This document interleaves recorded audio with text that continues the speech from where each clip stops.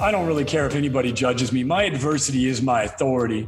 And that's what people need to realize is the adversity that you've overcome, if you own it, that's your authority. If you listen to guys like me and yourself and others that have done it, they leave you clues. And like, you got to take those clues really seriously because these are people that have figured out this weird puzzle. And so like, if anything, you should be listening for clues that come out of my mouth, out of, your mouth, out of anybody that you bring on this show. There's a different clue found in each one. By the way, you ask great questions. Like I get asked to do a lot of interviews and I've been on a lot of TV shows and whatnot. And most often people are just asking the same questions, right? Your questions are great. They're insightful. And I've seen you extract gold from a lot of notable people. And so, stay the course, my brother. Like, you've got a special ability to interview, and it's a powerful thing that you're doing here. Hi, it's Robin Sharma, and you're tuning into the Millionaire Student Show with Sashin. Sashin. Sashin. Sashin. Sashin. Sashin. Sashin. Sashin. Sashin. Sashin. Sashin. Sashin.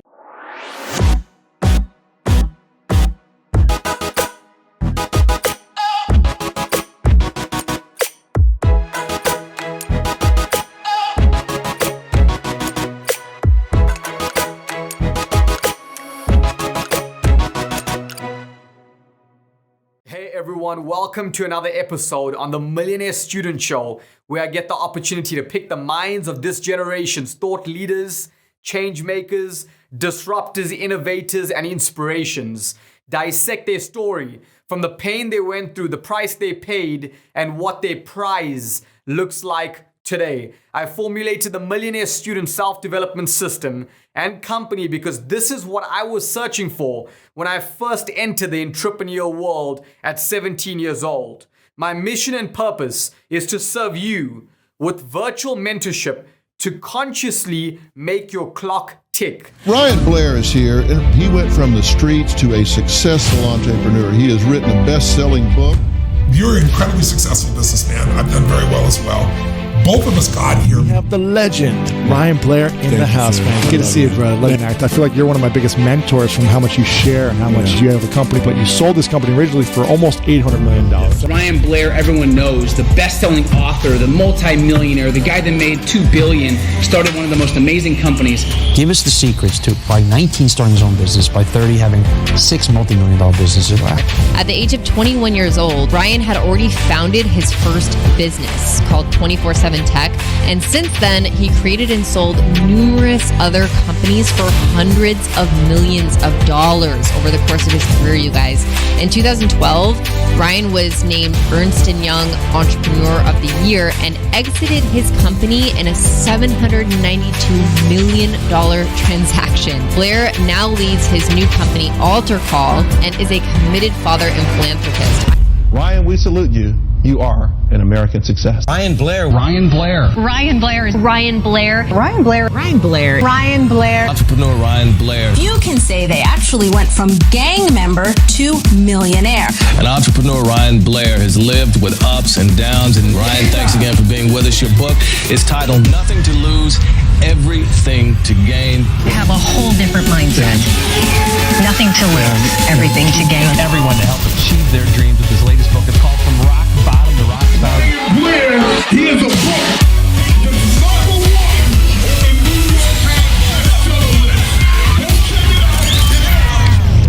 Because some people let the pain stop them. Yeah. Most of us let the pain drive us. Does that mean we're sick? You continue to add value to people's lives, and then the more you do that for a long enough period of time, it starts to have a bit of a ripple effect.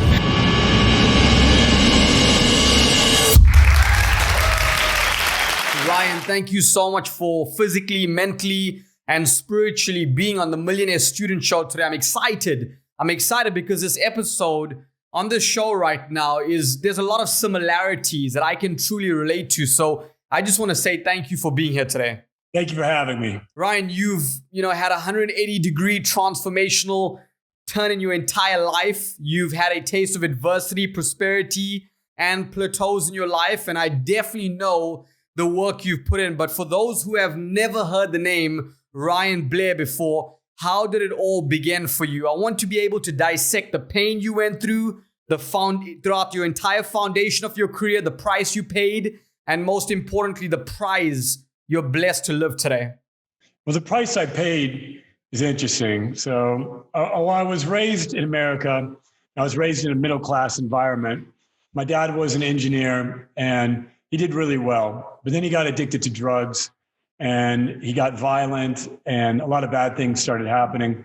And at about 13 years old, I had to flee. He was threatening to kill me and my mother, and very violent guy.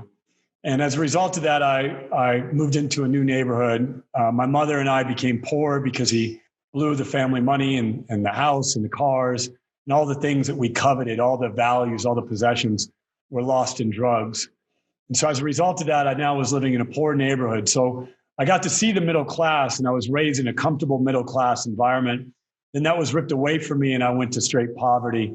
And as a result of where the neighborhood I lived in, there was gangs around. I got involved in a gang at a very early age. And next thing you know, I was a part of a gang and in and out of juvenile hall, in and out of gangs, in and out of trouble. And as a result of the environment that I was in, I was heading to prison, basically. I was going to do 4 years. And a judge granted me leniency because I had written him a letter. And for the very first time in my life, I realized the power of the word. And so now I'm a writer. But in that moment when he said to me, I'll never forget, he says, "Mr. Blair, you should be writing in college, not in prison." And he granted me leniency, meaning he gave me probation and a bunch of other terms to not go to prison. And that was a big shift in my life. So from that point on, I became a writer and then an entrepreneur. And I've since started a number of different businesses in the technology space, health and wellness, direct selling. I've been involved in a number of tech startups as an investor and venture capitalist. And that's been my career ever since. So you came from nothing and you had nothing to lose. And if you got it right, you had everything to gain. So talk to me about where your mindset was. I want to know about the level of frequency and what state you were at before you were introduced to self-development, mentorship, and even the methodologies to escape that trap you in. Yeah, well, so I got a mentor when I was about 17 years old. He saw something in me that no one else had, no teachers had, no probation officers. Society looked at me as a poor kid that was heading to prison, much like my brothers and sisters and the people that I lived with. And so for the very first time, a man saw something in me and he invested in me. He gave me some personal growth. He gave me Think and Grow Rich. He gave me Lead the Field. And it was the very first time. I'd never really studied in high school whatsoever. I'd had freshman, meaning first year basic credits, even when I was a senior. And I went to what was called a continuation high school, which is a high school for really bad kids when you get kicked out.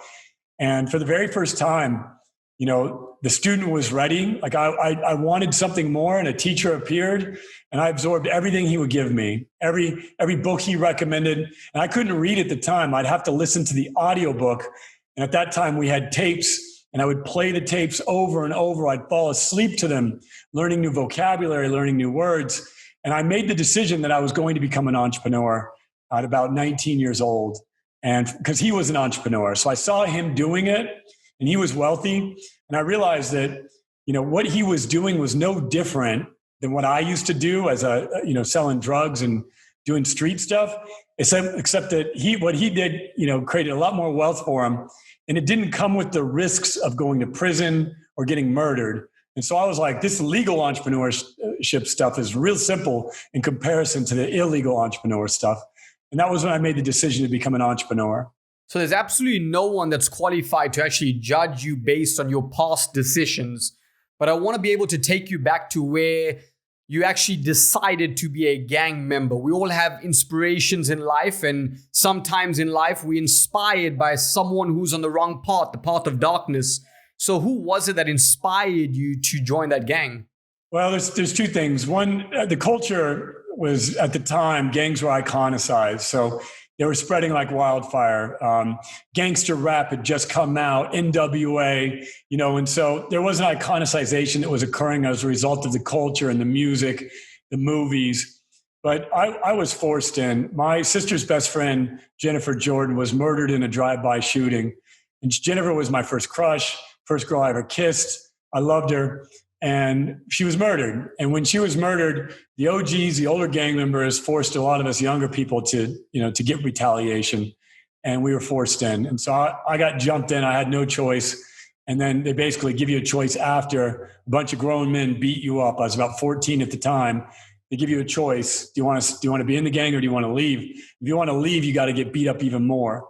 And so, I chose to stay in the gang because I didn't want to get beat up even more. And I didn't want fear of retribution, because if you say no, then they're going to target you for the rest of your life. So I was one of the people that was really forced in. There's a lot of people that voluntarily get in, or that's what they wanted to do. But I really had no choice in the situation. But there was a lot that I got out of that environment. I didn't, after I was jumped in, I was immediately put to work, and I was immediately, given dirt to do, as they call it. And so, as a result of that environment, and by the way, when you said earlier, judgment, I don't really care if anybody judges me. My adversity is my authority. And that's what people need to realize, is the adversity that you've overcome. If you own it, that's your authority. I mean, I wrote a book called Nothing to Lose, Everything to Gain about my experience, and it's a #1 New York Times bestselling book. And I would never have had a #1 New York Times bestselling book had I not been in a gang, had I not overcome the adversities I've overcome. So, anybody who's suffering from any adversity, like that's what makes you special. It's not the good stuff that you got in life. It's the bad stuff that you've overcome. And you've truly taken that mess and turned it into your message, your adversity into your advantage, your pain into your passion, and even the frustration into freedom. But I know you didn't kill anyone, but you've witnessed a few people get killed. Every time you watch that take place or even replay that moment mentally, how did that impact you to reevaluate your life and your past decisions you made? Well, as you were saying that, a couple of memories just popped up. So, it's, if you've witnessed death and you've witnessed murder and you've been intimidated and you've been in fear of your survival, and in my case, I was afraid that my mother was going to be murdered. I was afraid that my friends were going to be murdered. I was afraid I was going to be murdered. There's that level of fear and uncertainty, and it's different.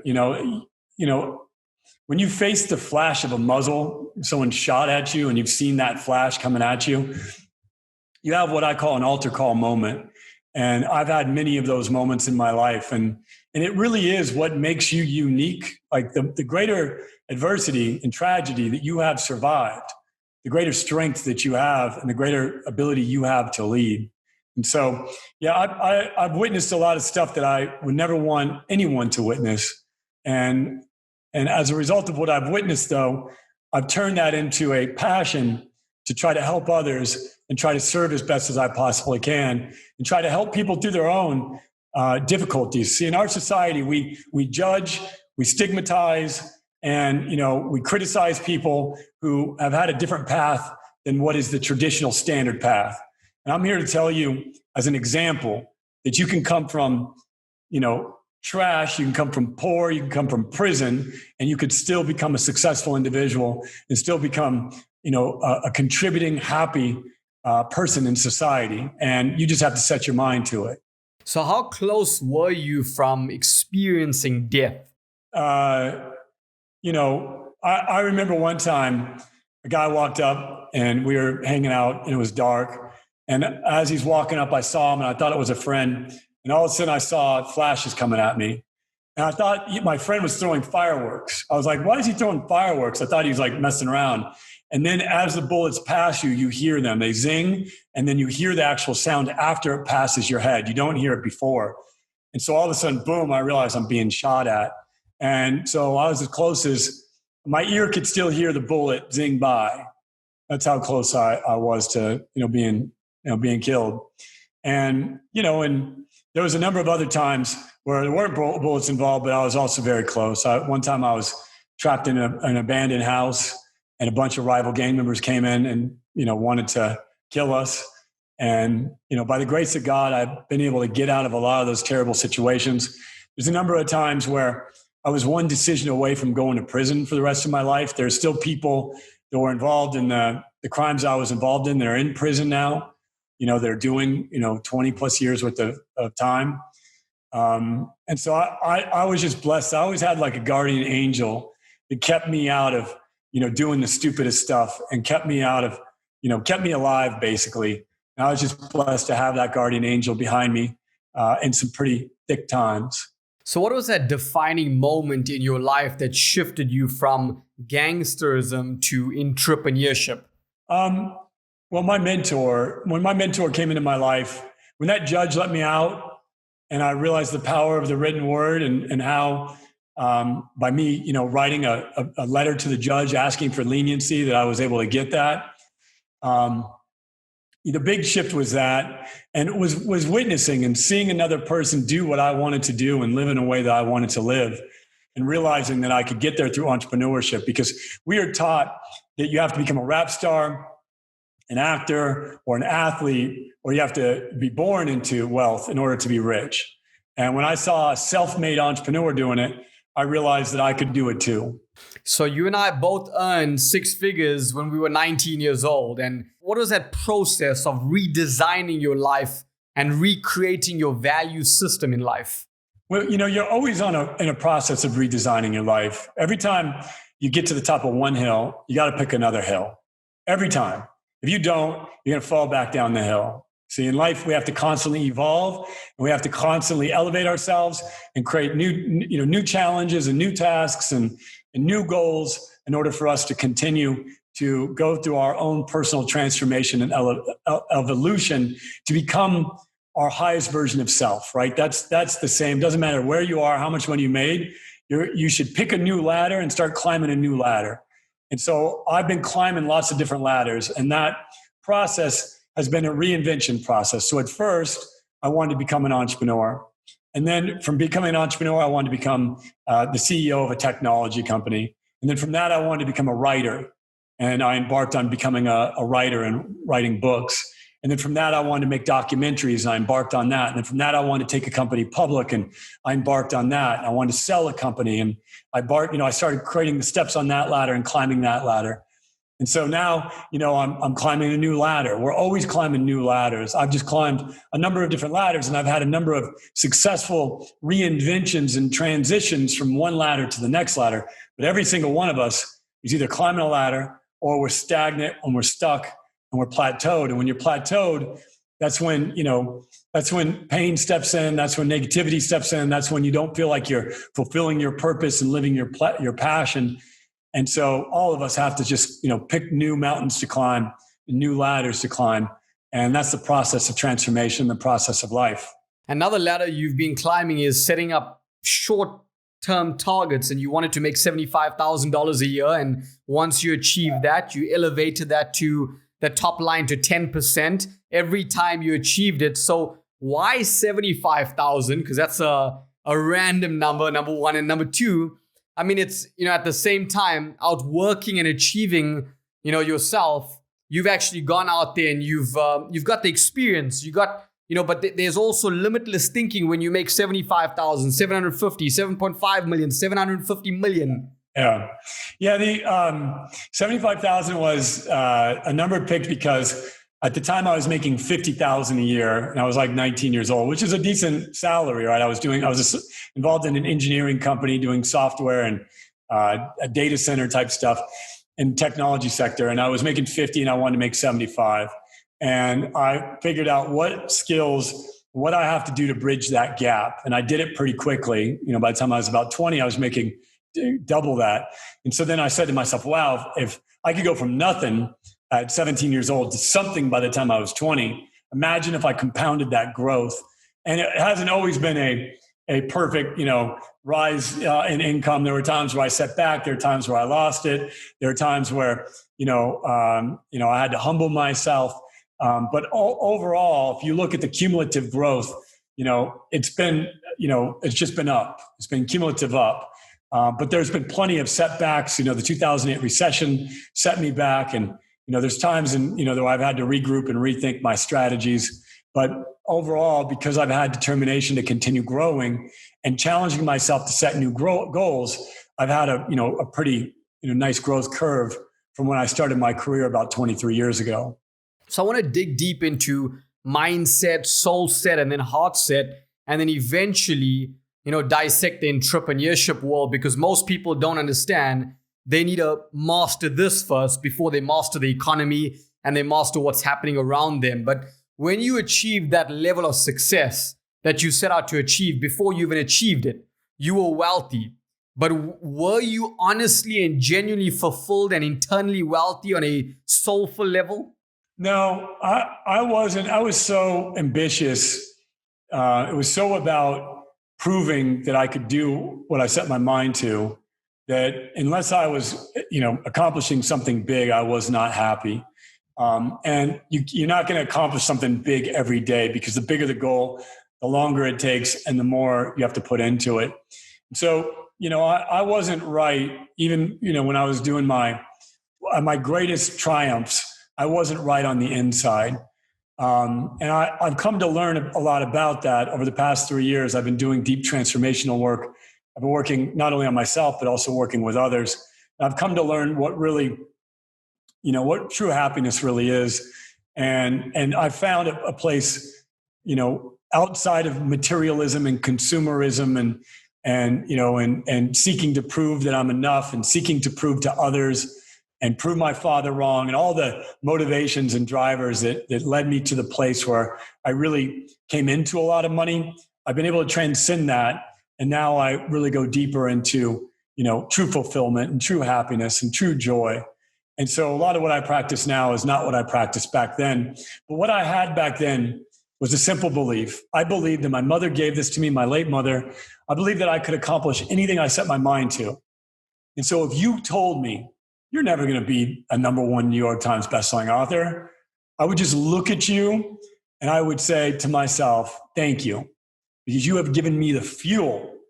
You have given me the fuel to burn my desires so strong that I'm going to figure out how to do this. Somebody said, you're never going to, be a millionaire. Come on, set your goals lower. Quit trying to impress people. Quit trying to prove yourself. I'd just smile and be like, thank you.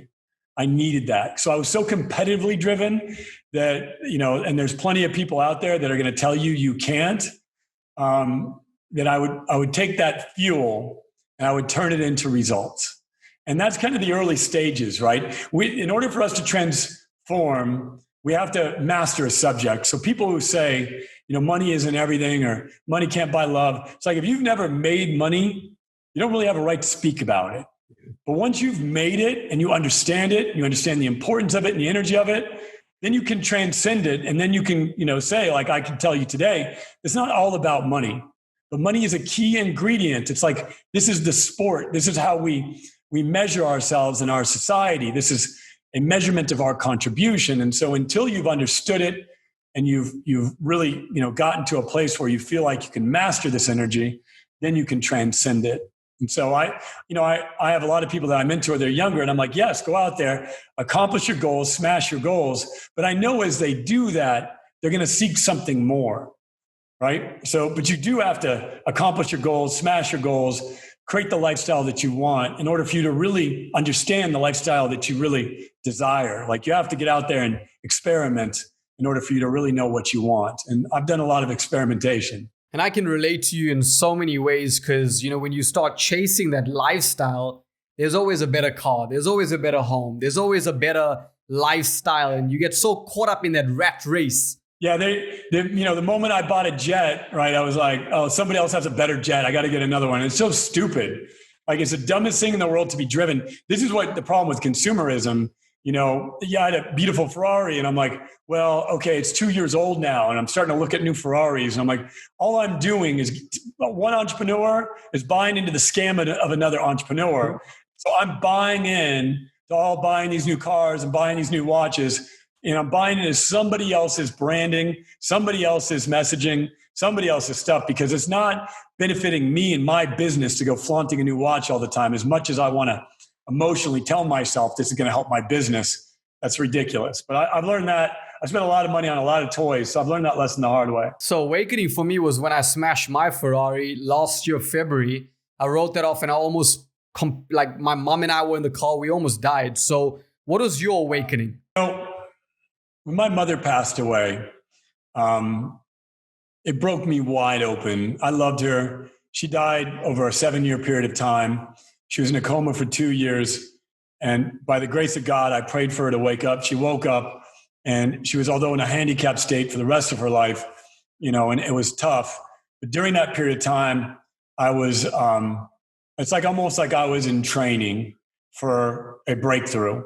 And when she passed away, I had a new sense of reality that I had not before, and a new benchmark. I was like, none of that stuff that I cared about is going to get me a minute more with my mother.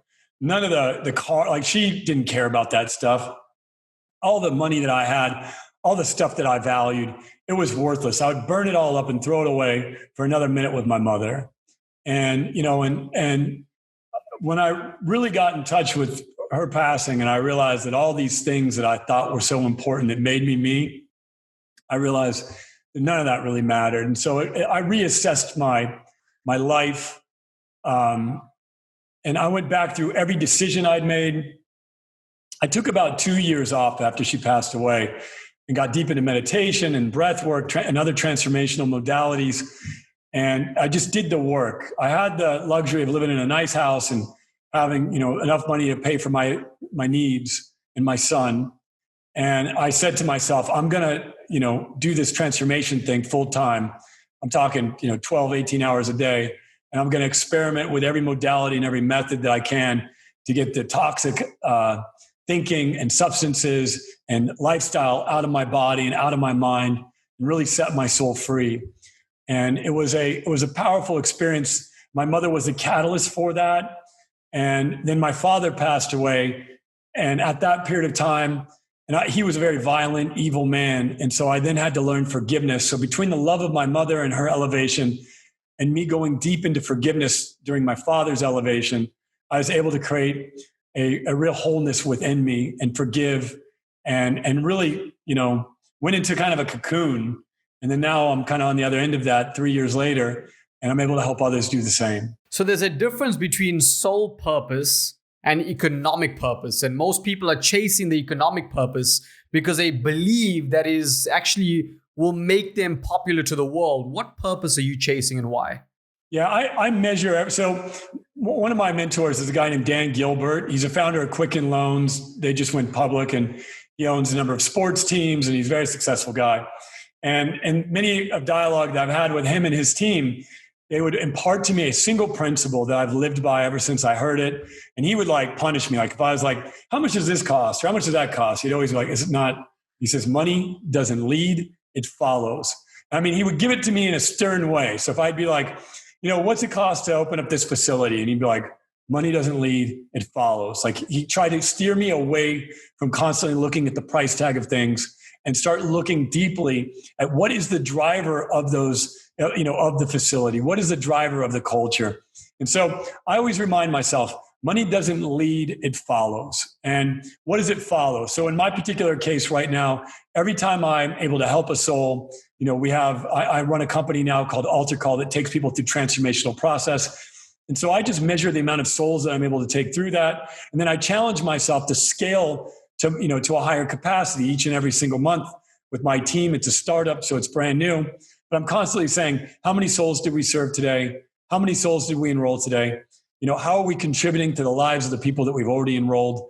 And if I really focus on the people, then the money comes as a result of that. And so that's really my focus. It's never on the money. And anytime I focus on the money, I fail. But if I focus on the process and I focus on the souls that I'm serving, the business expands. A lot of people right now listening and watching in, it's very easy for them to say, well, Ryan's successful. Ryan's had multiple exits of, or taking multiple companies public and achieving that desired results. It's very easy for him to say, but he's literally sitting here and saying, when he chases the money, he has always failed and he continuously fails. And people need to hear that part. That's where we lose people. Yeah, well, I mean, Jeff Bezos, if you listen to guys like me and yourself and others that have done it, they leave you clues. And you got to take those clues really seriously because these are people that have figured out this weird puzzle. And so if anything, you should be listening for clues that come out of my mouth, out of, your mouth, out of anybody that you bring on this show. There's a different clue found in each one. And so, when I tell you that you chase money and you lose, but if you chase providing value and contribution, and with Jeff Bezos' case, he says to be maniacally focused on customer experience, right? And now look at Amazon because of that maniacal focus on customer experience. He was laughed at for saying that, early on. People, I've been tracking him ever since I started my career, because I started my career in the 1999 kind of time frame, right, when Amazon went public and Amazon, started out. And he's been maniacally focused on that. And that's why he has, one of the world's most valuable companies, and he's the world's richest man. And so if you're maniacally focused on something like the value of the product that you give, or the service that you give, or the way you work with your customers, or how you go about the process and the work that you do, you will generate the money over time. Totally agree. So there's no secret or magical formula to actually being disciplined. There is. I've broken that down. I was not the most disciplined person. And people would tell me, you're not disciplined. And I would say, why would you want to be disciplined? Now, I was competitive. So I wanted to compete. So I didn't get, completely out of shape, but I'd get a little bit out of shape. And then I would be like, well, I'm not competing anymore. And so I get back in shape. And I was constantly playing around because I was competitive, but not really disciplined. And I did this thing called Strength Finders, and it showed discipline was really low. And everybody told me you need to be more disciplined. And what I found is discipline is a result of something very simple, and it's called restriction. So if you restrict a single act of saying no to something, saying no to, drinking an extra drink out with a friend, saying no to going, to the nightclub, or going, to this party, or saying no to doing this so you can say yes to doing something else. Saying no builds discipline. And so the secret to discipline is just simply restricting. If you restrict calories, what happens? You lose weight, you have a good body. If you don't restrict calories, what happens? You put on weight, you have low energy, right? So you have to utilize the force of restriction to build discipline. You would say now, I live an extremely disciplined life, and that's all because of little acts of restriction along the way. And I restrict all the time I say to myself, what do I need to restrict now to get to that next version of myself? So it might be restricting endlessly scrolling on social media, or restricting politics and diving in, to crazy politics that are going on right now, or restricting Netflix. That's a big one for our generation, right? You might just have to do a single act of restriction to make the space for you to be able to create the concentration, for you then to create the mastery. And so what I'll tell you is restriction is the key to creating the space in order for you to then step into a more disciplined way of being. But what if people have not made that conscious decision to go out there and be disciplined to restrict themselves? Yeah. Well, I always tell people, start with something simple. Like if you eat ice cream every night, say you're going to do it once a week, or, you got, it's just a simple, it really is a muscle.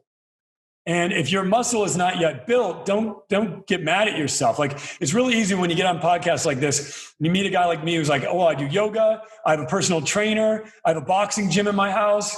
I have a chef that cooks for me. So be disciplined. And you're like, this guy, right? I mean, I'm not saying all the things that I have that help me live the lifestyle I have. I'm not saying that to brag to you, but all of these things are a result of discipline. And the discipline is a result of restriction. And that just starts with restricting. So the things that I first restricted, my friends were out partying when I was young. And what did I restricted? Going out and partying. My friends were all taking vacations, doing this, going on a surf trip, whatever they were doing. I restricted doing that to invest the time into my business, into personal growth, and into learning. So, any act of restriction, right? You can by reading a book, by deciding that you're not going to escape your reality and you're going to go journey inward, by doing, things that require meditation, for example, working out, that's an act of restriction. And the more that you restrict, the more you make space for skill. And then that skill eventually turns into talent, and that talent eventually turns into mastery. But it's simple acts. Like just say to yourself, I'm going to restrict a negative thought today. I'm going to restrict sugar. And after you do one thing successfully, then add on another restriction. And eventually you'll be able to live a life that's extremely disciplined, but it's from small acts of restriction. It all comes from the mind as well, the subconscious, the conscious. But when you start to look at self-development, I know you have programs, I have programs as well. And people are just Jews when it comes to investing into themselves. they have an 18-year-old mind with a 20, 30, 40, 50-year-old external body. And what starts to happen is they forget that they've got to continuously learn after school. So how important is it to invest into your interior in life rather than just your exterior? It would just purely on a cash basis. I did the math, because I invest about $10,000 a month into coaches, trainers, personal. I have a fitness trainer, yoga. I have a chef. I'm putting about $10,000 a month into investing in me, and it's a lot of money, right? It's cash, and after taxes, it's even more than $10,000 a month. But it's so important. And I use that benchmark in those examples because as my income grows and my success grows, I look at where do I grow my investment in myself? Because I know that the best investment you can ever make is into yourself. Now that's where I'm at today. But when I first started out, I remember being down to my last $100 and saying, I'm going to spend it on books. Because I knew that the more that I put into here and the more that I learned, the more that I would make. And that's the single flaw that most people make, is they're not constantly investing in themselves. When times are tough, they don't try to elevate above the times by making an investment in themselves. They try to save their way out of the tough times. And what that does is creates a perpetual state of downward spiral but in tough times, you need to invest in yourself. And very important, you need to treat your body and your health. You need to treat your mind, right? You need to invest in your body, your mind, your soul, so that you can do your role. Because each of us has a role, right? So I'm always auditing the investments that I'm making, both in my mind, my body, and my soul, so that way I can do my role more powerfully and with greater happiness and joy and greater excellence and impeccability, right? So those are the investments that I make. And so if you break down where I'm spending that money, it's in mind, body, and soul every single month.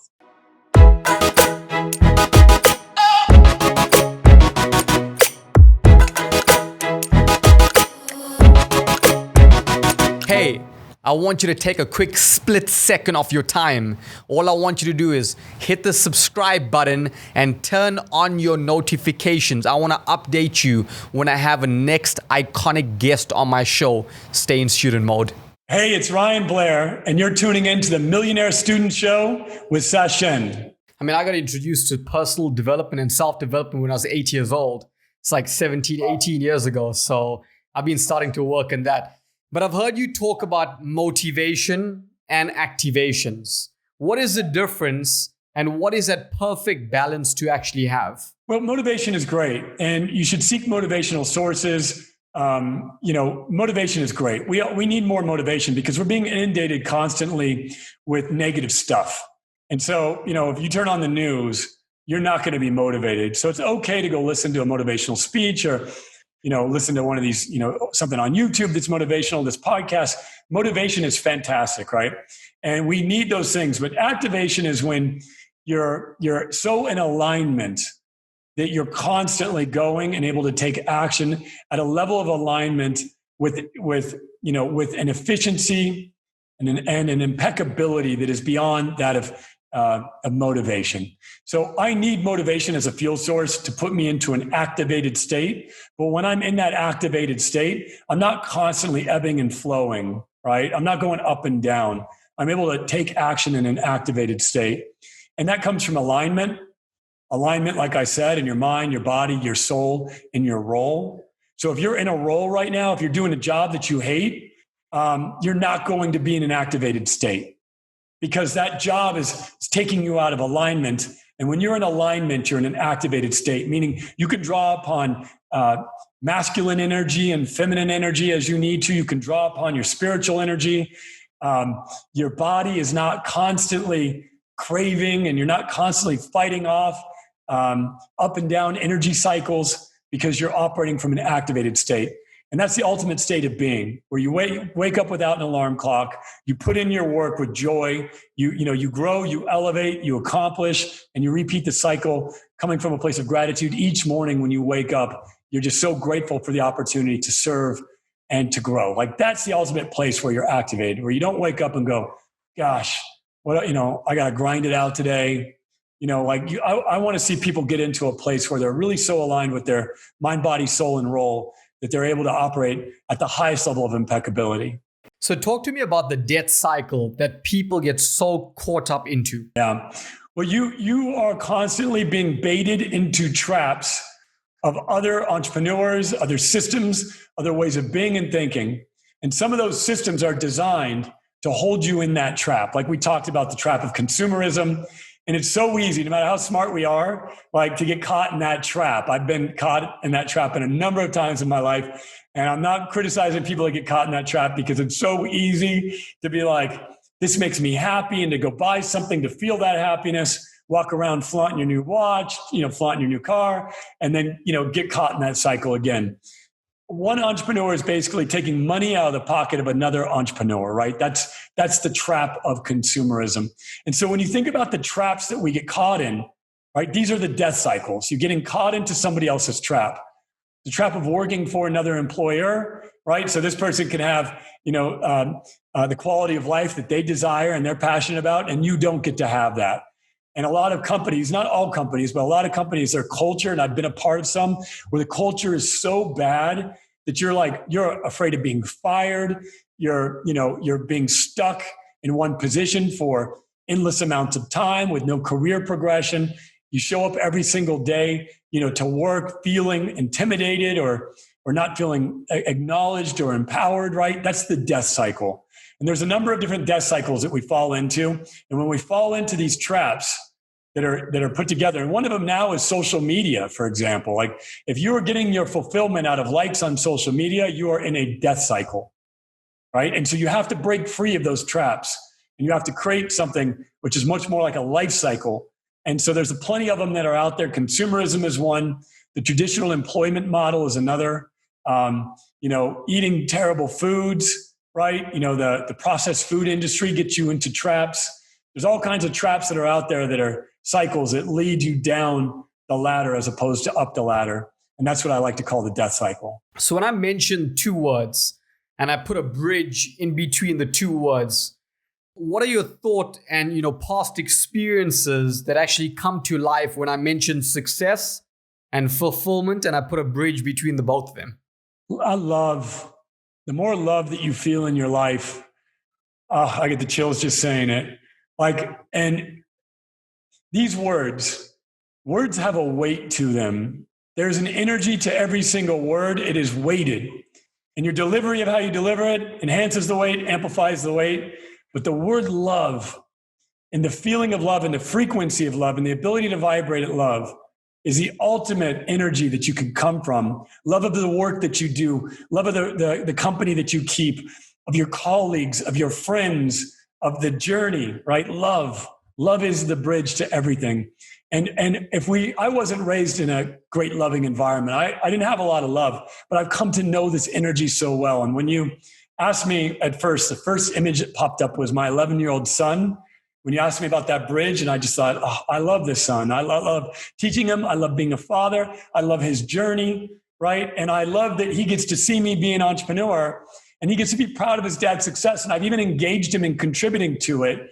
I'll ask him to look at a video. He's 11, and he'll look at it, and he'll be like, "Dad, you're being salesy there. You need to show, not tell." Like he'll give me advice, right? And so I just love the fact that I'm able to teach him, be a father to him, and really a father to many through my writing and through the books that I write and the movies that I've created and some of the other works that I've put out there. So life is a people's business because we're interacting with people on a daily basis, and people need to find their will to actually win. I've heard you say in multiple videos, how does one find their will to win? When your body, your mind, and your soul are aligned, you have a tremendous spiritual energy. If you think about alignment in the terms of like martial arts, and you see a great martial artist that has the ability to balance between the left side and the right side, and a Bruce Lee who can punch with 3 inches, he summons enough power to be able to knock an opponent out or back 30 feet from that. Your mind has a tremendous amount of power to it. And so if you really get to a place where you can harness that power of the mind to your best of your capacity, you can will your way to win, and you can will your way to overcome obstacles. You can will your way to becoming more resourceful.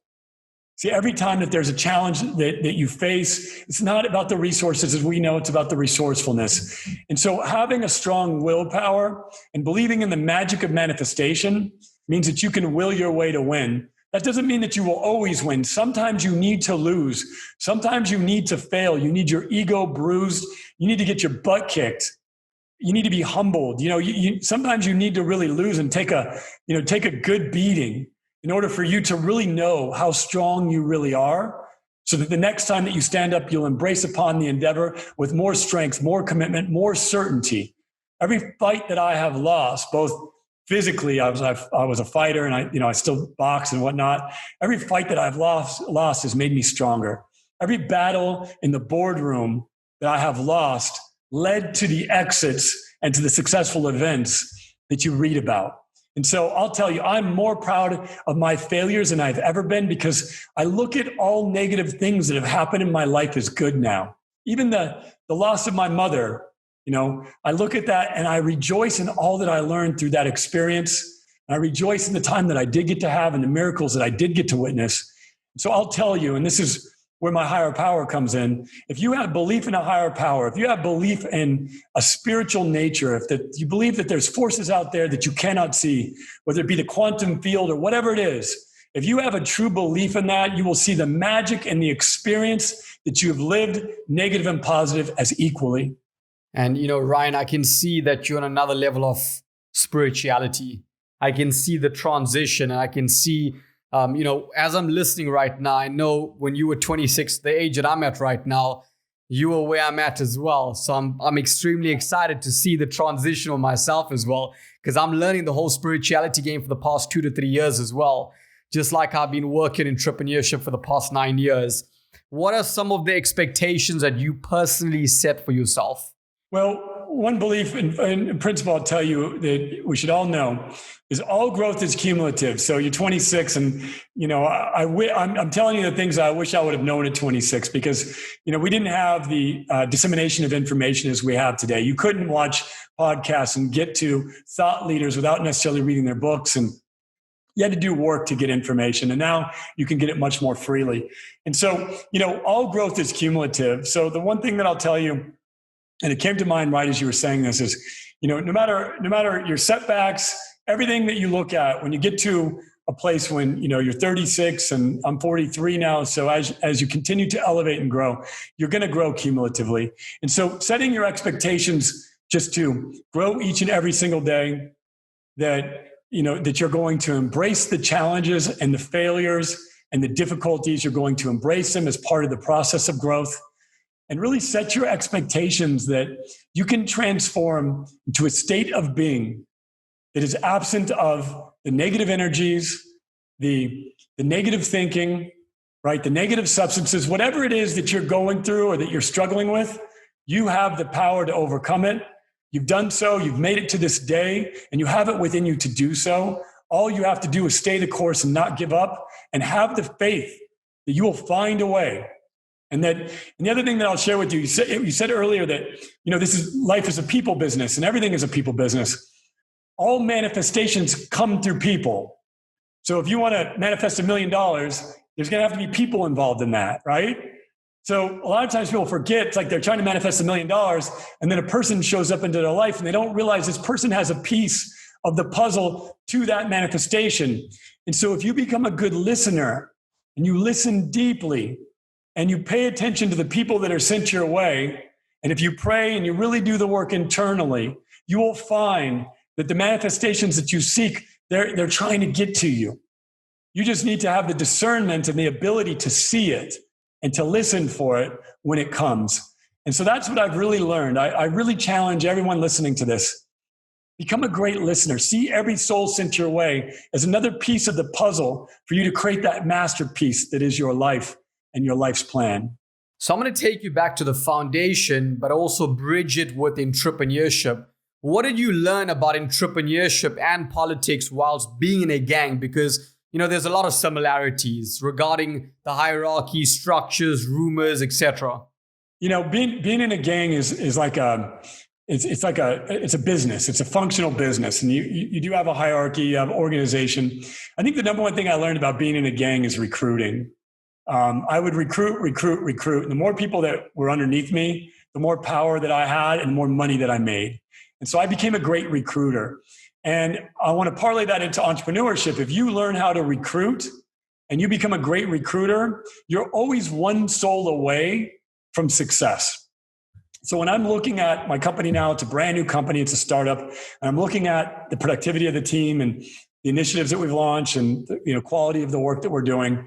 And if I want to upgrade, I got to find a new person. I either have to upgrade my people or I have to find a new person to add to the team to upgrade the entire team.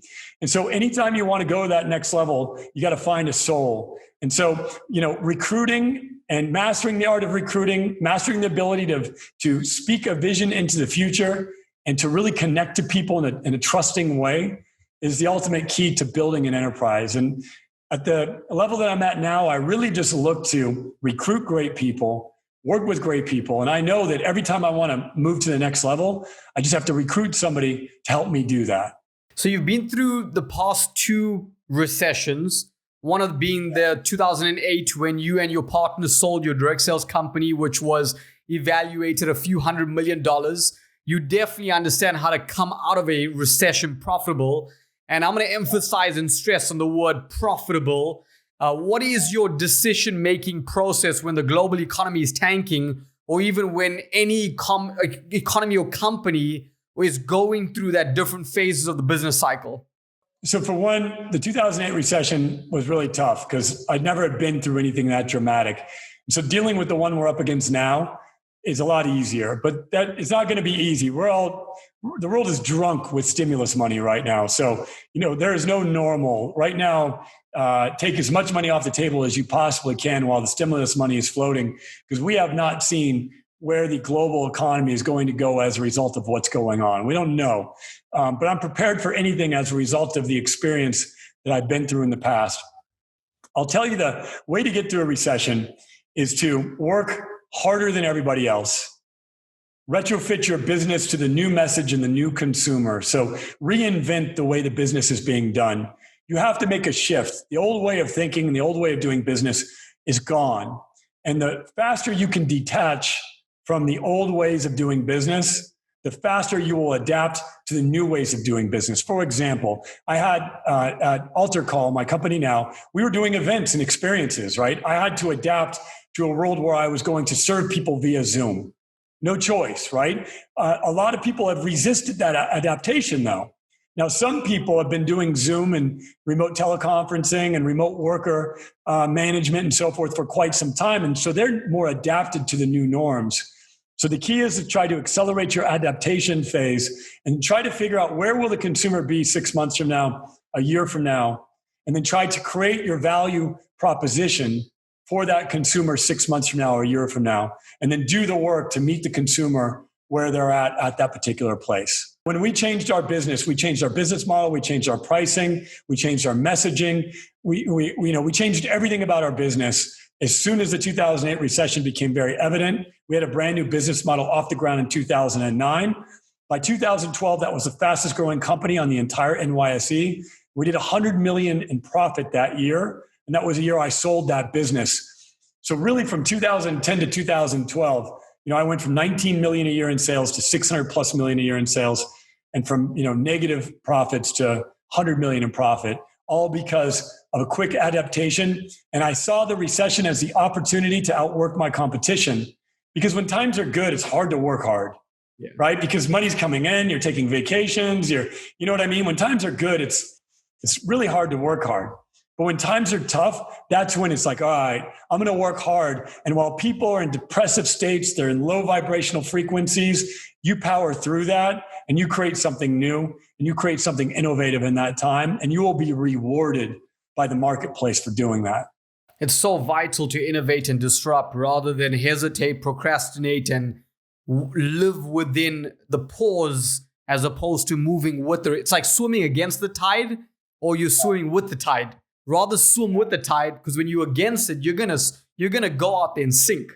Yeah, and you have to be careful about the story you tell yourself, because it's really easy for me to say, well, we're in a recession, business is down. So there's somebody out there making money right now. There's somebody out there that's figured out a clever way to profit off of this particular environment, and I'm going to be that somebody, right? And anytime I tell myself the story about the recession, I then change. If I'm telling a small story, we're in a recession right now, times are tough, Oh, no, I'm telling a big story. We're in a recession right now.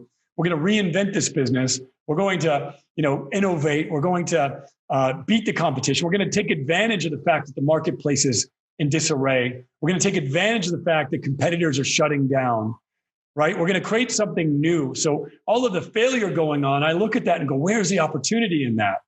As opposed to like, everybody's going bankrupt, this is happening, that's happening. I'm not telling that small story. I'm telling the big story about me in this recession. So Ryan, as you started to increase and elevate that top line, so did your expenses, because you live that lifestyle. What is your formula today with regards to saving, investing your money after your past mistakes you've made? Yeah, well, I have the pleasure of burning, maybe $100 million. And I say burning, lighting it on fire through mistakes that I've made, through the companies I've been involved in, through, bad investments, bad decisions, money left on the table. It's probably more like 500 million that I could say that like I could have had in my pocket right now that I don't. And I'm blessed to say that I've been afforded those opportunities to have that. And I've been able to, keep a lot of money, and I've been able to do okay in my life. What I look at now, though, is I see myself as a steward of money. And I ask myself, how many lives can I help save with the amount of money that I have accumulated, the assets that I have? And when I leave that money behind, or when my plan is to give a lot away to charity, before I go, but certainly as I go, the vast majority of my estate will be left to charity. And so I really look at how many lives can I save with the money that I have accumulated? And that shifts my mindset to being much more thoughtful with the money that I have. And I also am much more thoughtful around it because of my son. I want to make sure that he has the ability, and he has a big investor in him. So when he comes to me one day with his entrepreneurial dreams, or his dreams of education, or whatever his dreams are, I want to be his venture capitalist, as I've had many great venture capitalists invest in me. I want to make sure that I'm his venture capitalist. And so I used to burn, you and I could be hanging out and I'd be like, let's go to Vegas, fire up the jet. And I'd burn, $100,000 in a few minutes, right? And now I look at that and say, how many lives could I save with that $100,000? So it's I really see myself as a steward, and I really see myself as being granted resources in order to contribute and to fulfill my purpose. And so I need these resources, and I need more resources because I need to contribute more. And so my relationship with money is one where I seek more resources in order to contribute more and to utilize my entrepreneurial innovations to solve problems that are not being solved in the existing marketplace, and also problems not being solved by the existing charitable and NPO marketplace that's out there. So Ryan, entrepreneurs that are listening and watching in right now, they looking to create this winning team of thought leaders. What should they look for? And further to that, as a CEO and a visionary for your previous companies, how did you personally incentivize your people? And I'm not talking about just financially incentivizing them. I'm talking about that equity that they need to take it to the next level, so they fully invested as if it's their baby too. Well, so I've done equity plans that have made people millions of dollars, and I'm proud of that. There's a number of people that are friends of mine that gave me a little bit of their time early on, and I cut them big checks later on.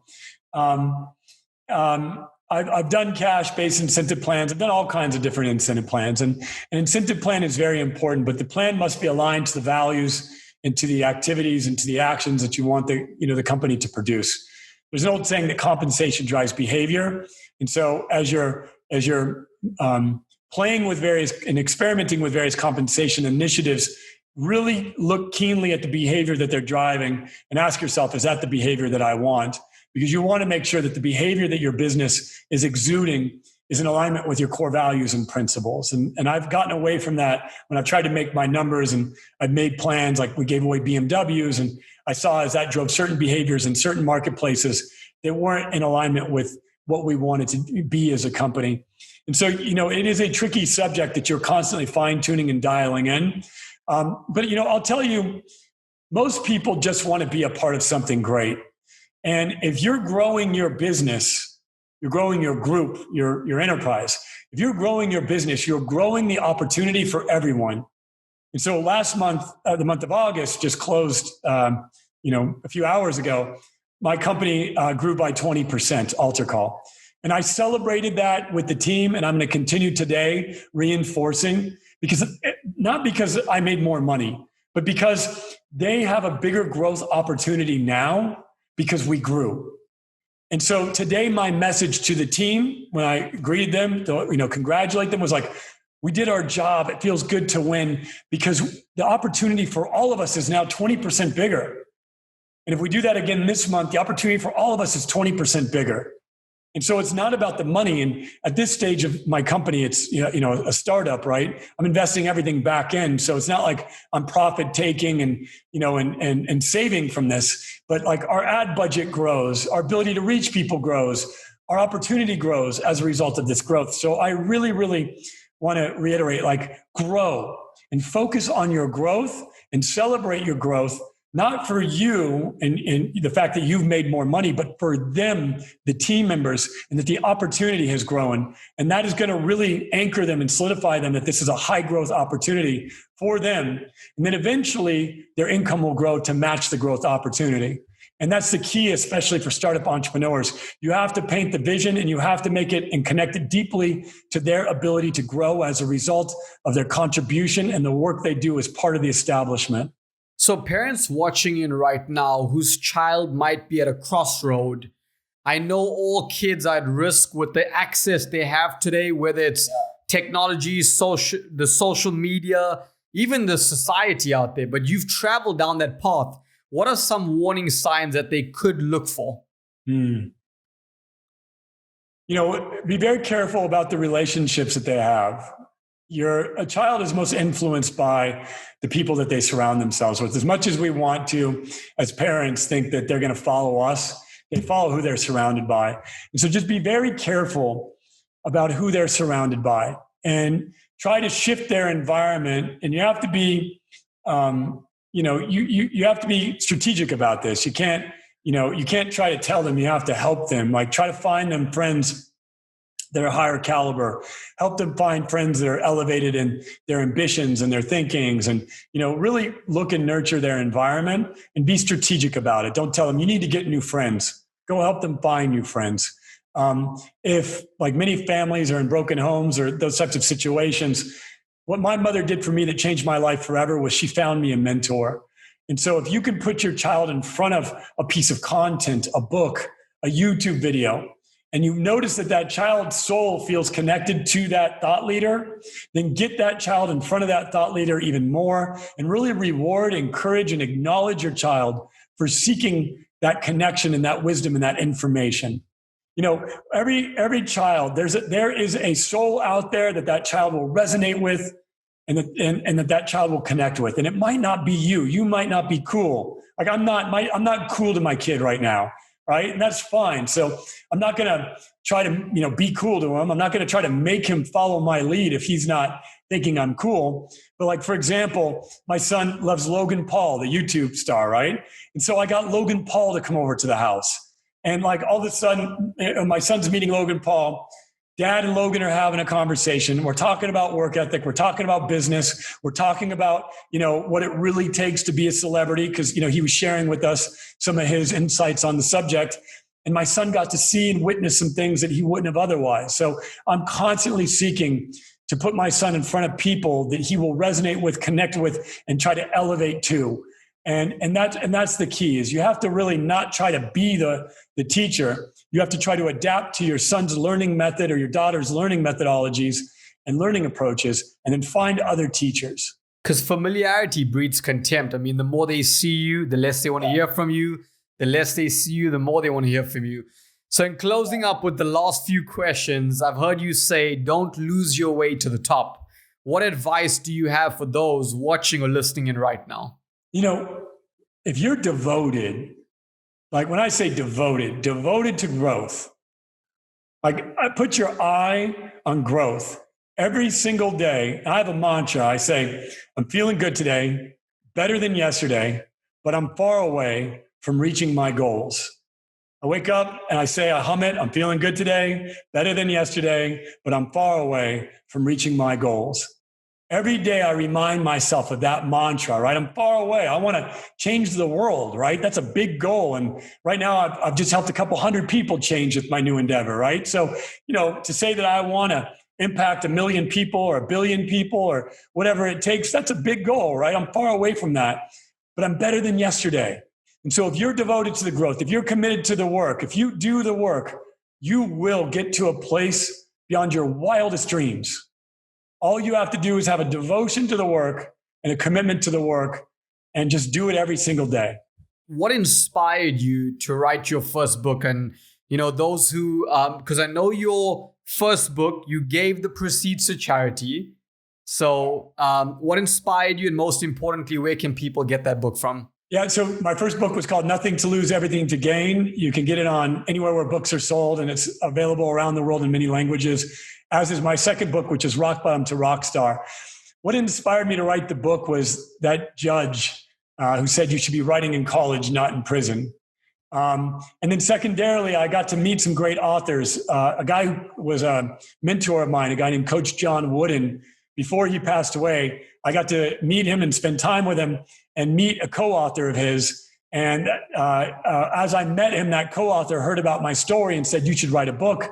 And I persuaded him to help me write my first book. And then from there, I've taken on the journey, and now I write my own books, and I've written Rock Bottom to Rockstar. And I'm working on my next book, Altar Call, which will be coming out not too far from now. But yeah, so I'm a writer, and that's part of my soul. But whether you're a writer, a documentarian, a blogger, you do short film, short videos, you're an influencer, whatever it is, we all have an art within us that needs to come out, and just stay true to that. Make sure that you're constantly investing in your creative process, seeking that divine inspiration and delivering art into the world. The world needs more art. This show is art. And the world needs more of it because we're helping elevate and heal people. And what art is supposed to do is make you think. And this show is making you think right now, right? So we're all artists in our own way. And so just embrace that and every day kick out more art. To wrap this up, Ryan, this is my trademark question. What does self-talk and your internal dialogue sound with yourself? Yeah, it's a beautiful question. Every time I think a thought that I don't like, so, sometimes you lose in business deals. And let's say that I'm thinking about the person on the other end of the table, and I'm like, that guy's a jerk, or using even a more colorful word. I then correct myself and say, send him love and compassion right now. Pray for the person on the other end of this table. I don't want people thinking negatively about me. I shouldn't be thinking negatively about them. And so anytime I catch myself with a negative thought, I try to correct it with a positive thought. Now, I've done that enough times to where my dialogue is very positive, but it wasn't that way before. I would have envy, or I'd be competitive, or I'd be comparing myself to other people, or I would, state things that were limited in my belief systems. And so over a period of time, as you start to become aware of your dialogue and you listen to it, and, I pray it away. So if I think a negative thought about myself or somebody else, I just go, you know what? I'm praying to remove that thought because I don't want that in my system. And so every single day you have to release the negative. You have to let go of the negative dialogue to make the space for new positive dialogue. And eventually you'll get to a place where you're filled with so much positive dialogue that positive things happen just naturally. Ryan Blair, thank you so much for being on the Millionaire Student Show. And most importantly, you are truly a millionaire student, someone who's made $1 million, and then most importantly, remain in student mode to maintain and sustain it. So I want to thank you for being here, brother. Thank you, my brother. God bless you, man. And thank you for the time. Insightful questions. It's a privilege to be able to be interviewed by you.